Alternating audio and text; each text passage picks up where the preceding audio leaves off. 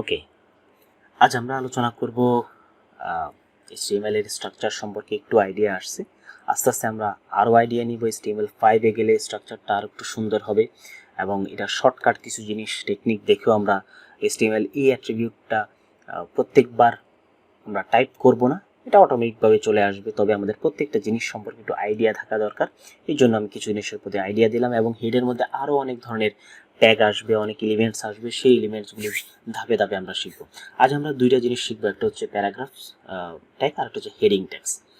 Paragraphs ট্যাগসটা কি? এবং paragraphs আমরা জানি যে কোনো একটা যদি প্যারাগ্রাফস লিখি তাহলে সেটার কিছু অংশ থাকে, এই অংশগুলোকে এক একটা বলা হচ্ছে প্যারাগ্রাফ ট্যাগস। তো আমি যদি প্রথম এখানে লিখি প্যারাগ্রাফস ট্যাগটা, লেখাটা খুব কঠিন একটা ট্যাগ। আমরা যদি পি লিখে এন্টার দিই তাহলে এটা প্যারাগ্রাফ ট্যাগসটা লেখা হয়ে যাবে। তবে এটা শর্টকাট একটা জিনিস। আমরা যদি নিজে হাতে লিখতে চাই তাহলে আমাদের লিখতে হবে less than P greater than, তারপরেও অটোমেটিক চলে আসবে যেহেতু আমরা ভিজুয়াল স্টুডিও কোড ব্যবহার করতেছি।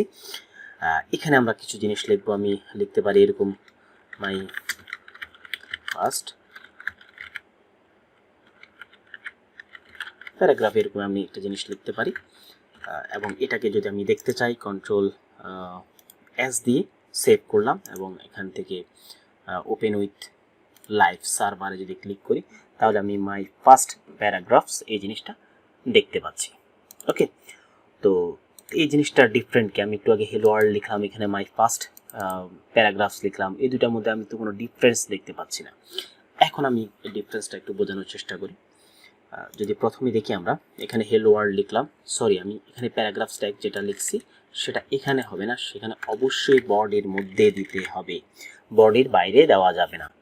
ওকে, আমরা এখানে কখনোই ইউজ করব না, আমরা বডির মধ্যে ব্যবহার করব। ওকে, এখানে প্যারাগ্রাফস ট্যাগ লিখছি, এখানে আমরা হেলো ওয়ার্ল্ড লিখলাম। হেলো ওয়ার্ল্ড আমি এমন কিছু লিখতে পারি যে আমি আওয়ার ওয়েব ডিজাইন কোর্স, এবং আমি এখানে আরেকটা প্যারাগ্রাফস ট্যাগ লিখলাম পি, এখানে নিলাম মাই সেকেন্ড প্যারাগ্রাফস। ওকে, এখন দেখতে পাচ্ছেন আমি একটা হেলো ওয়ার্ল্ড লিখলাম, এখানে ওয়েব ডিজাইন। একটু আগে বললাম যে প্যারাগ্রাফস এবং আমি প্যারাগ্রাফস ট্যাগ বাদেই আমি একটা জিনিস লিখলাম, এই দুটোর মধ্যে পার্থক্যটা কোথায়? পার্থক্যটা এখন আমরা বুঝতে পারবো। কন্ট্রোল এস দিয়ে সেভ করলাম এবং ওপেন উইথ লাইভ সার্ভারে যখন ক্লিক করি এখানে দেখতে পাচ্ছেন hello world our web design course একই লাইনে চলে আসছে, কিন্তু মাই ফার্স্ট প্যারাগ্রাফস এবং সেকেন্ড প্যারাগ্রাফস এগুলো দুইটা লাইন আসছে।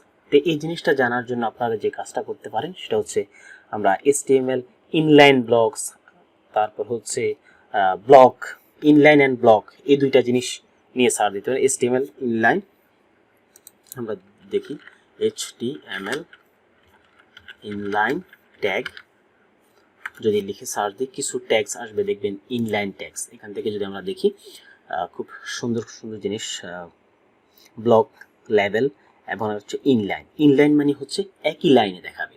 তার মানে এখানে দেখতে পাচ্ছেন স্পেন নামে একটা ট্যাগ আছে, তারপর হচ্ছে নামে একটা ট্যাগ আছে, এই ট্যাগগুলো পাশাপাশি আসবে।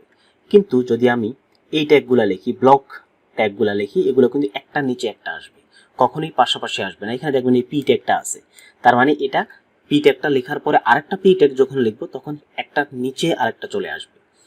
এগুলোকে বলা হচ্ছে ব্লক এলিমেন্টস। ওকে, তো আমরা প্যারাগ্রাফ ট্যাগস সম্পর্কে জানলাম। এখন আমাদের খুব সুন্দর একটা জিনিস জানবো, আমরা এটাকে কমেন্টস আউট করে রাখতে পারি। আপনারা একটু অনলাইনে সার্চ দিয়ে দেখবেন যে কমেন্টস আউট করার জন্য শর্টকাট কি আমরা শর্টকাট কি দিয়ে কমেন্টস আউট করতে পারি, অথবা আমাদের এখানে কিছু জিনিস লেখা আছে, এই জিনিসগুলো লিখেও আমরা কমেন্টস আউট করতে পারি। ওকে, এখন আমরা জানবো যে হেডিং ট্যাগস। HTML এ 6টা হেডিং ট্যাগস আছে, খুবই কঠিন 6টা tags, H1 H2 H3 H4 H5 and H6, এই 6টা জিনিসটা আমরা যদি একটু প্র্যাকটিক্যালি দেখার চেষ্টা করি তাহলে হয়তো বা ক্লিয়ার হবে। H1 এটা হচ্ছে আমরা বলতে পারি হেডিং 1, এরপরে এটাই আমরা প্রাথমিক অবস্থায় দেখি কন্ট্রোল S দিয়ে সেভ করলাম এবং ওপেন উইথ লাইভ সার্ভারে যদি ক্লিক করি তাহলে হেডার 1 দেখাচ্ছে আমাকে। ওকে, এরপরে যদি h2 লিখি, হেডার 2, এভাবে আমি হেডার 6 পর্যন্ত দিলাম, h3, header,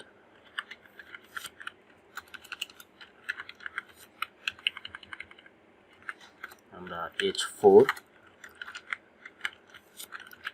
header header 4,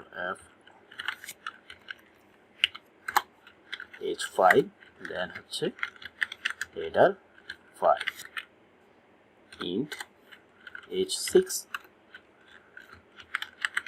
header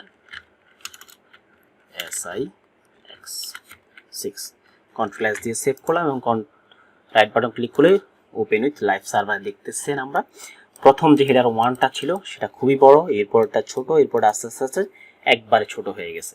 তো এখন আমরা যদি দেখি যে একটা নর্মাল টেক্সট দেখি, নর্মাল টেক্সট দেখলে হয়তো বা আর একটু ক্লিয়ার হবো। এখানে আমরা একটা নর্মাল টেক্সট লিখলাম, হচ্ছে হেডার 1 নামে লিখলাম, এবং এই দুইটার মধ্যে পার্থক্যটা কি আমরা ওপেন উইথ লাইভ সার্ভার যদি ক্লিক করি দেখতে পাচ্ছেন এখানে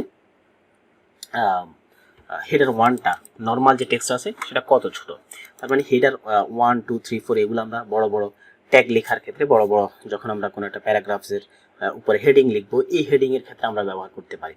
তো আমরা যদি দেখি যে h1 থেকে h6 পর্যন্ত হেডার ট্যাগ, ফন্ট সাইজ যদি দেখি আমরা, তাহলে অনলাইন থেকে আমরা দেখে ফেলতে পারবো যে 1 যেটা আছে সেটার ফন্ট সাইজ 2em, এটা em এ প্রকাশ করছে। আমরা যদি ফন্ট সাইজ ইন পিক্সেলে দেখতে চাই তাহলে আর পিক্সেলও দেখাবে, h1টা 32 পিক্সেল, 2টা 24 পিক্সেল, এভাবে প্রত্যেকটার একটা ফিক্সড পিক্সেল করে দেওয়া আছে, এবং প্রত্যেকটা বোল্ড, কোনটা বোল্ড হবে, কোনটা মানে মোটা হবে শব্দটা, কোনটা একটু চিকন হবে, সেই জিনিসগুলো দেওয়া আছে। আশা করতেছি প্যারাগ্রাফ ট্যাগস এবং হেডিং ট্যাগসগুলো সম্পর্কে কিছুটা আইডিয়া আসছে, এবং এগুলো আমরা আরও অনেকবার ব্যবহার করব, সে থেকে আরও ক্লিয়ার একটা ধারণা আসবে বলে আশা করছি। ধন্যবাদ সবাইকে।